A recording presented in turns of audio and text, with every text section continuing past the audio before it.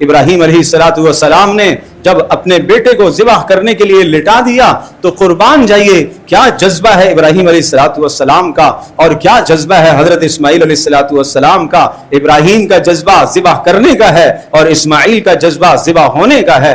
اللہ نے ارشاد فرمایا قد صدقت الرؤیا، قد صدقت الرؤیا، ابراہیم آپ نے اپنے خواب کو سچ کر کے دکھایا ہے۔ بس سبحان اللہ سبحان اللہ۔ اور اس عمل سے ابراہیم علیہ السلام کا مقام اور بلند ہوا اور بلند ہوا، اور اللہ تبارک تعالیٰ نے ابراہیم علیہ السلام کو بلندیاں اور عزتیں اور عطا فرمائیں، اور اللہ جل جلالہ نے ان کا تذکرہ پھر کس طرح سے فرمایا وَنَادَيْنَاهُ أَيْ يَا إِبْرَاهِيمُ قَدْ صَدَّقْتَ الرُّؤْيَا إِنَّا كَذَلِكَ نَجْزِي الْمُحْسِنِينَ۔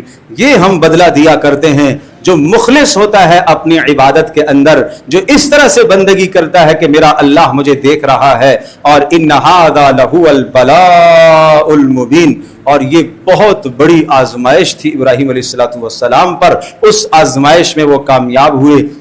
اللہ تو نے ابراہیم علیہ السلام کو کیا اجر دیا؟ فرمایا وَتَرَكْنَا عَلَيْهِ فِي الْآخِرِينَ، پہلا اجر ہم نے ابراہیم کو یہ دیا کہ قیامت تک آنے والے انسانوں میں ہم نے ابراہیم علیہ السلام کی اس سنت اور اس طریقے کو جاری کر دیا، اور جب بھی قیامت تک مسلمان قربانی کریں گے تو وہ ابراہیم علیہ السلام کو یاد کریں گے۔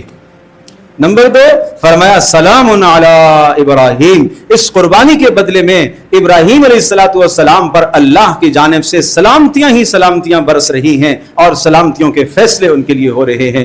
تو یہ ہے قربانی کے ذریعے سے انسان کا مقام اللہ کے یہاں بلند ہونا۔